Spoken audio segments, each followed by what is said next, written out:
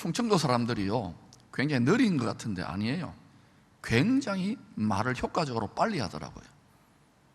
우리 춤추실래요? 이러잖아요. 안 그래요. 출격? 아주 심플합니다. 다윗은 지혜와 계시의 성령에 사로잡혀가지고 자신이 온 이스라엘 12지체의 왕이 된 것이 창세전에, 이 세상이 만들어지기도 전에 주의 책에 기록된 뜻대로 되어진 일임을 깨달았어요.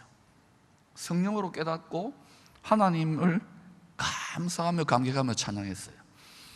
여러분, 신앙생활이라는 성경은요, 욕심으로 정욕으로 들여다보면 완전히 딴소리 합니다. 성경이 우리 욕심을 읽어내고 배워내는 책이에요. 지혜와 계시의 성령으로 성경을 읽으면 이거는 감사, 감격, 찬양 안 할 수 없어요. 이 세상의 초등학문이 도저히 가르칠 수 없는 거예요.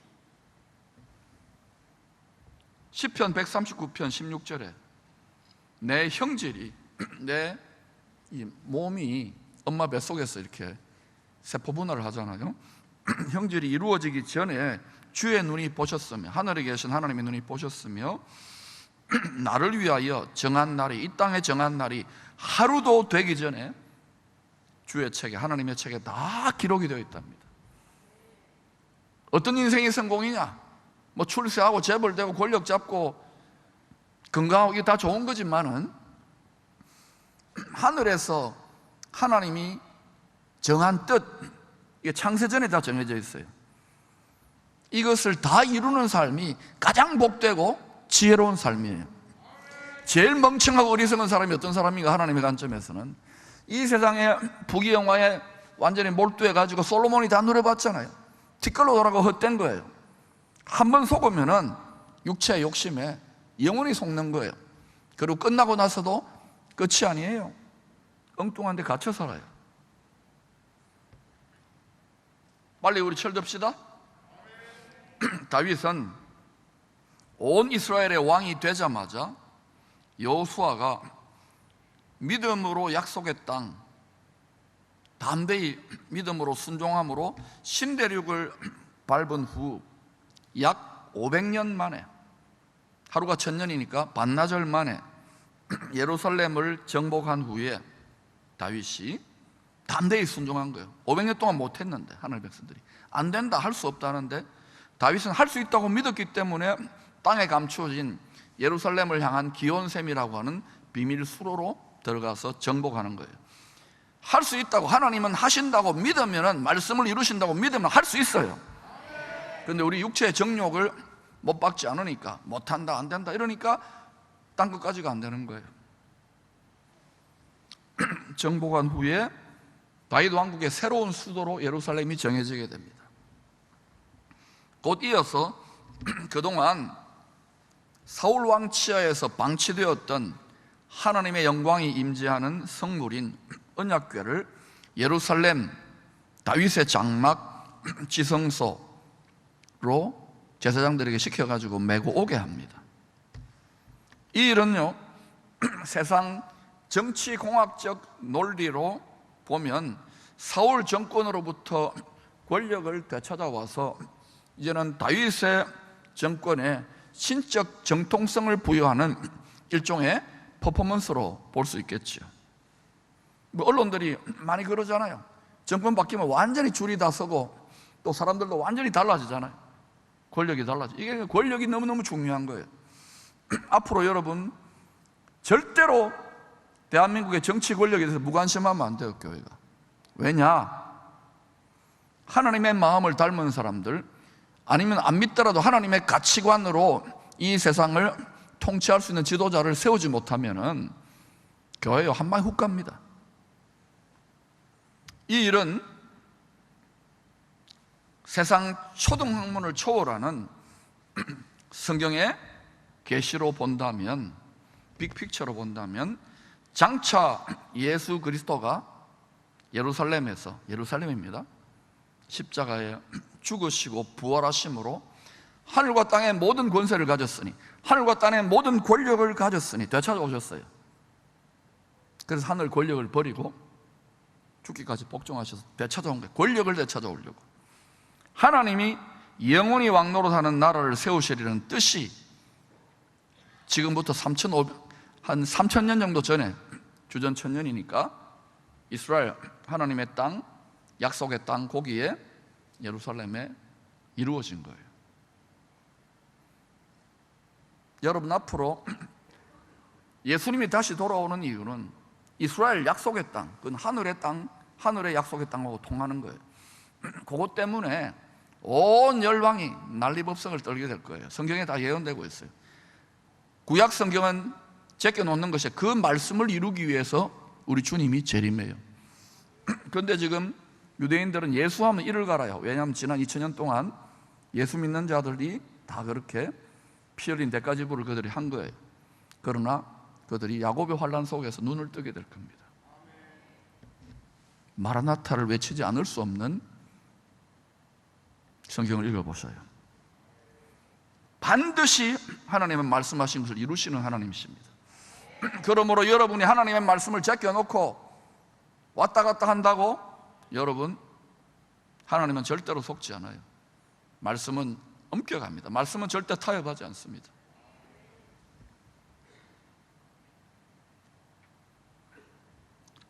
성경은 하늘에 계신 하나님과 땅에서 하나님의 뜻을 받들어 왕노릇하도록 창조된 사람이 그리스도 예수 안에서 사랑함으로 결혼하여 한 몸 되는 이야기입니다. 하나님하고, 성자 하나님이죠. 사실은 삼위일체 하나님하고 사람하고, 땅에서 왕노릇 사람하고 사랑으로 결혼하는 이야기예요. 하나 되는 이야기예요. 결혼 비유를 드는 것 보지. 이것을 깨달으라고 죄인들의 세대, 대대의 세대로 남자와 여자, 요새는 막 이상한 결혼이나 이상한 성도 막 자꾸 갖다 대려고 하는데 주님이 오실 때가 가까이 왔다는 거예요. 남자와 여자가 서로 사랑하여 결혼함으로 한 몸이 되는 비유를 들어 계시하고 있는 거예요. 그러니까 여러분이 왜 결혼했느냐? 남자와 여자가 부부싸움도 하지요. 자식 낳고 키우지요. 이걸 통해서 하나님의 구원 계시, 자식들이 말 잘 듣던가요?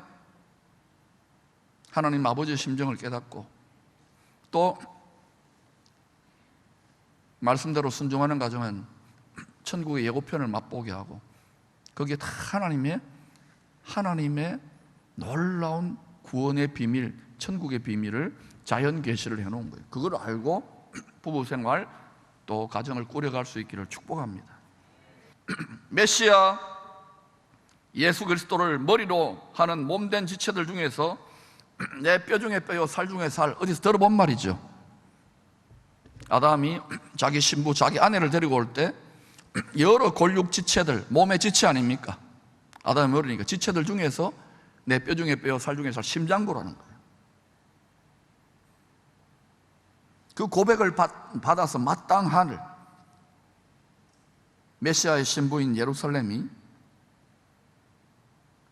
그 고백을 받지 못하게 됐잖아요. 욕심과 부패한 마음 때문에 심장이 썩어버린 거예요.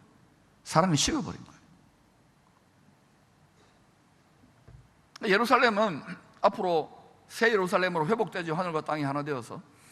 그것은 우주 만물, 하나님이 무한한, 영원한, 이 별이 무한하고 우주가 많이 팽창한 이 무한 영혼을 우리에게 상속해가지고요, 영원히 다스리는 통치본부, 심장부인 거예요. 천국에. 할렐루야. 요한계시록 21장 9절에 11절입니다. 같이 읽어볼까요? 시작. 7 대접을 가지고 마지막 7 재앙을 담은 7 천사 중 하나가 나와서 내게 말하여 이르되 이리 오라. 내가 신부 곧 어린 양의 아내를 내게 보이리라 하고 성령으로 나를 데리고 크고 높은 산으로 올라가 하나님께로부터 하늘에서 내려오는 거룩한 성 예루살렘을 보이니 하나님의 영광이 있어 그 성의 빛이 지극히 귀한 보석 같고 벽옥과 수정 같더라. 제가 액센트를 막 뒀죠. 여러분 조금 놀랬죠? 예. 신부, 누구의 신부입니까? 그리스도의 신부. 신부 중에 어린 양의 아내, 어린 양 예수 아닙니까? 그리스도. 신부가 결혼한 거예요. 아무나 가는 게 아니에요. 신부 중에 결혼한 아내들이 예루살렘, 하늘과 땅이 하나 된 예루살렘 심장부, 천국의 심장부에 살게 되는 거예요. 근데 그 천국의 심장부가 보석 같은 영원한 영광이 빛나요. 우리는 거기 영원한 영광의 찬송을 할 수 있게 되기를 축원합니다. 하늘에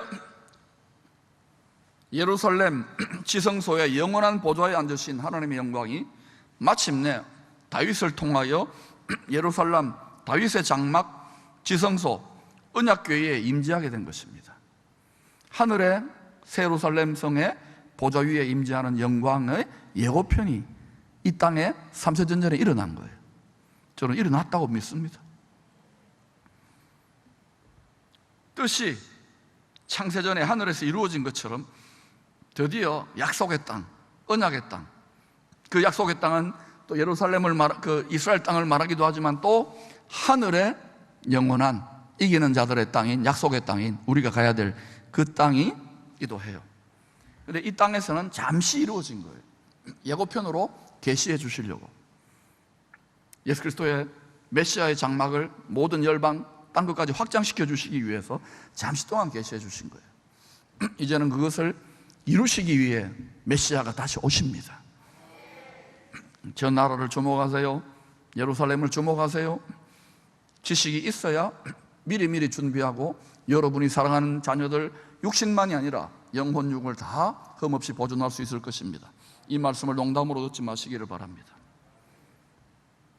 다윗은 처음 성령의 기름 부음을 받은 후에 육신의 정욕을 따라 역사하는 세상 임금 마귀 옛 뱀이죠.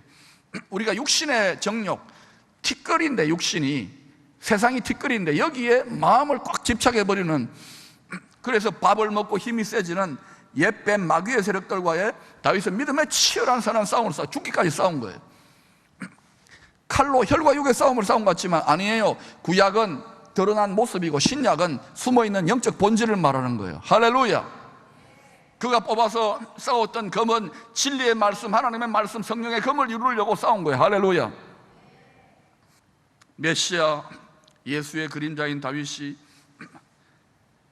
땅의 예루살렘 지성소 언약궤 위 은혜의 보좌 위에 임재한 하나님의 영광 앞에서 백성들과 함께 덩실덩실 기쁨의 춤을 추기까지는요 오랜 기간의 연단이 있었습니다.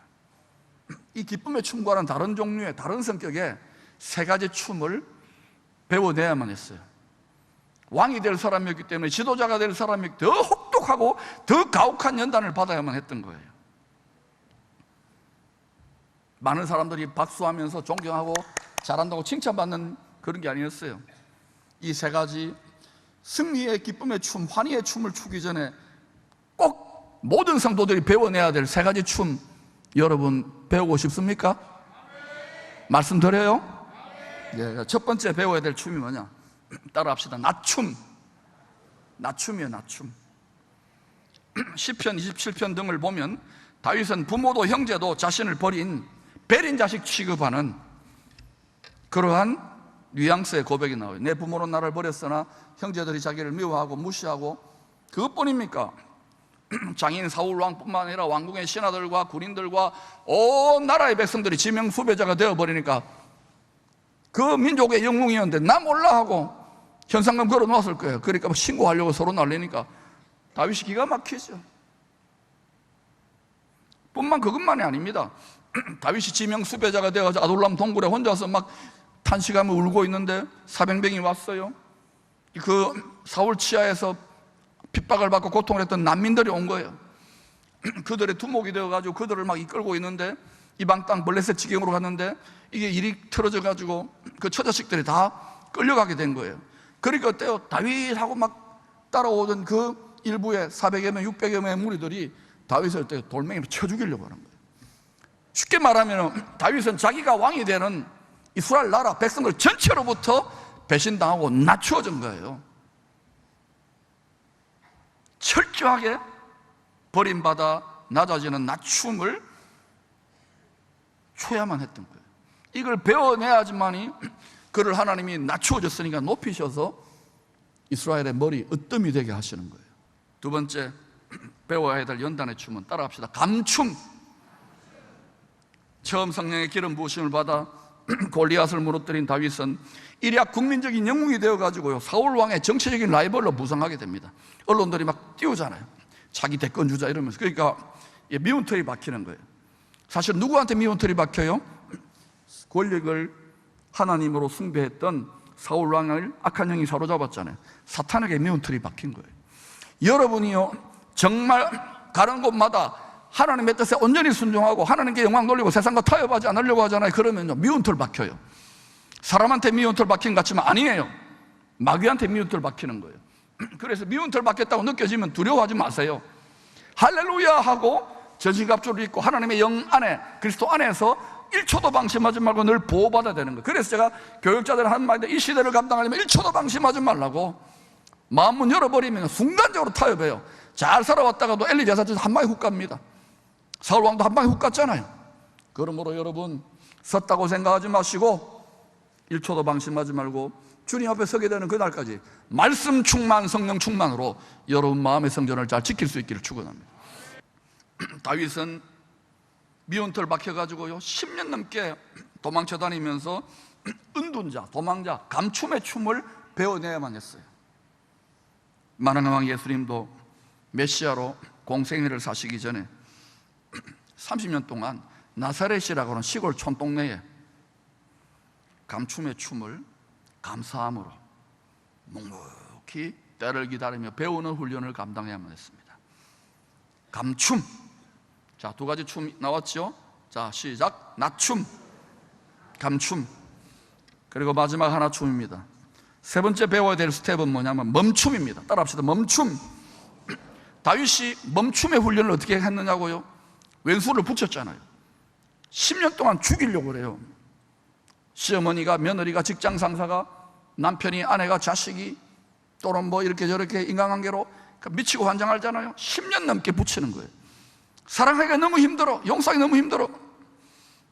지금 사울은 칼로 찔러 죽이려고 하는 거예요, 자기 사위를.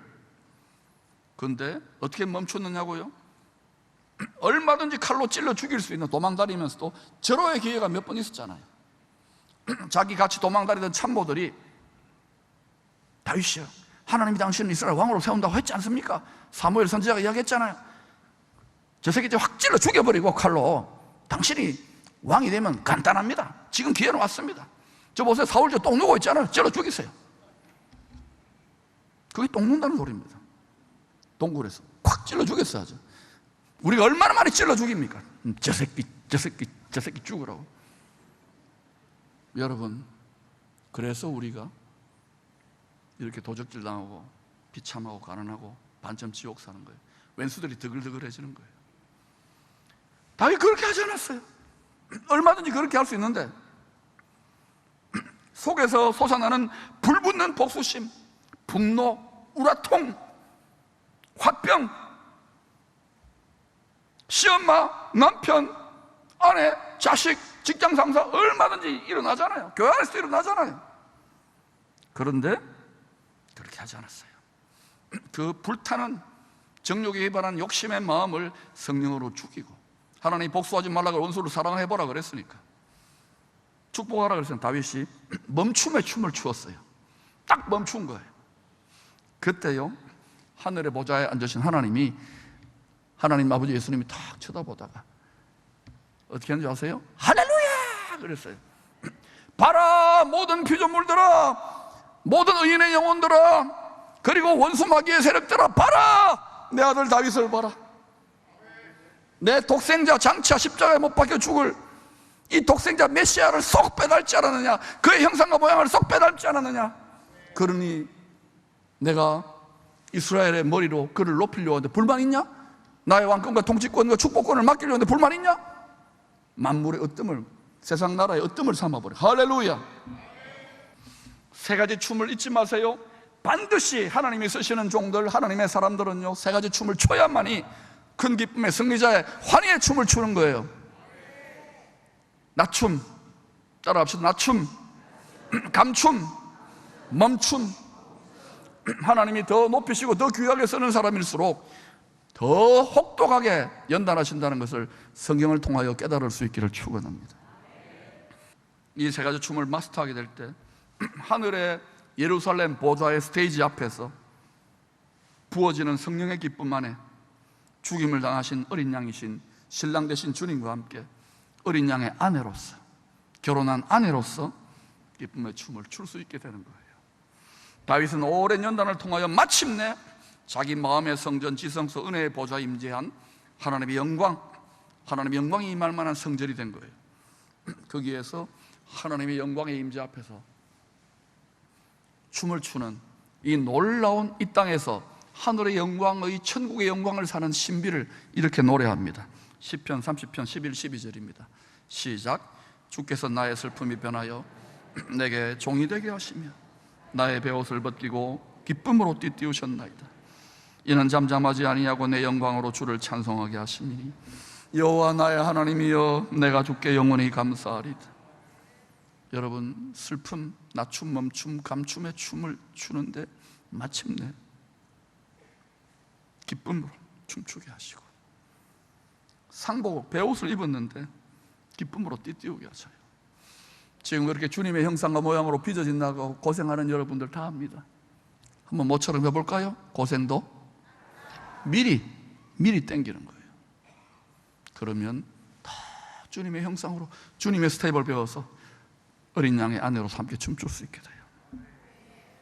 사랑하는 여러분, 다윗처럼 신랑 되신 주와 한 몸 되어 하나님의 영광의 임재 안에서 큰 기쁨의 춤을 출 수 있는 어린 양의 아내들이 여러분 다 되시고, 특별히 여러분의 자녀들도 그렇게 되시기를 축원합니다.